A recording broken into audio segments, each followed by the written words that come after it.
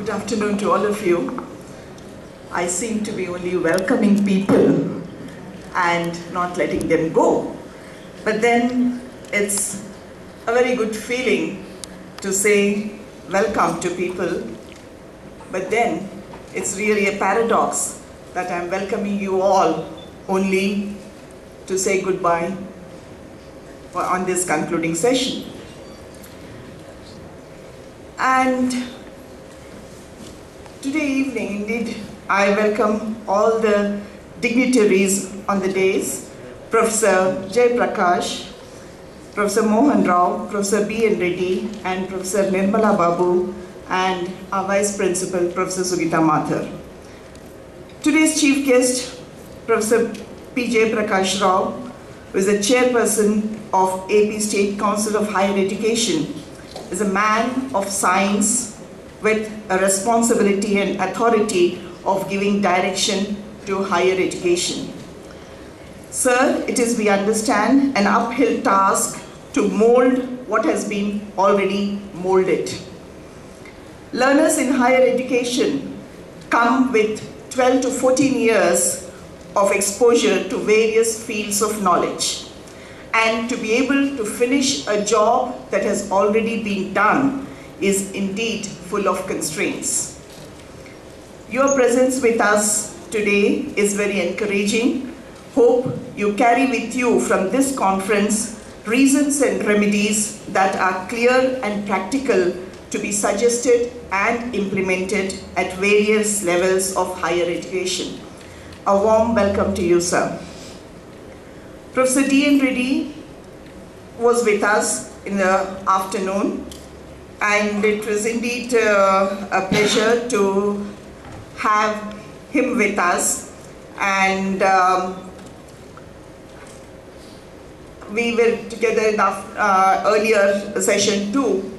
I just wanted to give one word that he came forward with a lot of suggestions at the UGC as a chairperson of UGC, and we are looking forward to take a lot of help from him. I'd like to congratulate Professor B. N. Reddy and Dr. Mohan Rao for successfully organizing and conducting the two-day proceedings. Recollecting the last paragraph of the textbook that Professor Bhargava read out yesterday, I would say many atoms come together to give substance. And similarly, many atoms came together to give substance to this conference. And Professor Mohan Rao and Professor B. N. Reddy did a wonderful job taking everyone together. A warm welcome to both of you, sir. Professor Sugita Mathur is the Vice Principal of Women's College. Very strong support to the system, always coming and standing by the decisions that are taken both at the administrative and academic level. Welcome to you, ma'am. I welcome Professor Nirmala Babu Rao, who will, of course, have the last word. She is the head of the botany department and also a very active member of OUTA. So she, I can say, is the liaison between the academics and the administration. I welcome you, madam. But before I hand over the session, I would like to have my pound of flesh. Just these two points I would like to make here is, my observations were that somewhere science is being isolated. The remedies that we suggested should be very interactive. I was just thinking of one particular way of dealing with it, where today we said we need to take what is popular and bring it along with science. I want to ask you, can we teach science through cricket? Yes. Yes? Yes. That can be done. So that is perhaps one of the ways. In fact, yesterday when Professor Bhargav was talking, he said, the two professors that he went to ask for some clarification, they said, get out of the room. The third person he went to was Professor Vanaja Iyengar. Let me tell you, Professor Vanaja Iyengar's graduation was a combination of English literature and mathematics. That is a course that she did. And she was the one who could sit and explain mathematics to him. Now, there was a time when we had English literature and mathematics going together. English literature gives you that imagination which is very, very necessary for science. Well, I said there's one game perhaps you can take to teach. Another one point I would like to make here is, again, a take off from what the discussions that were taking place in the morning.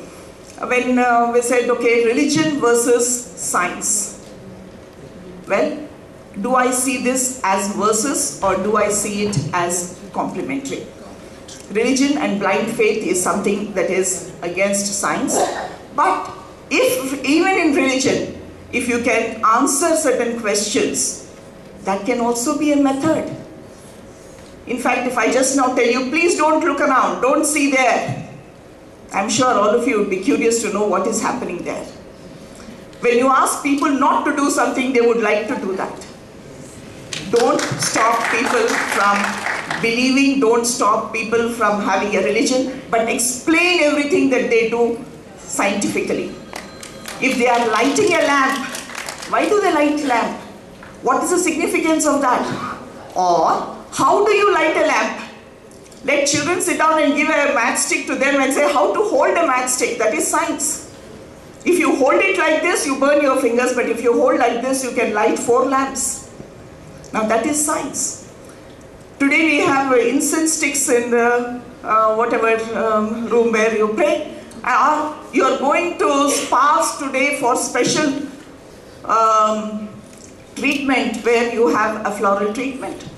So instead of dividing things, if we can bring them together, if you can bring science along with literature, science with every aspect of our learning, perhaps we would make a better impact on the children. So this is my observation, and let me also tell you, sciences is, okay, we are here, as I said, dealing with pure sciences, but social sciences are also sciences.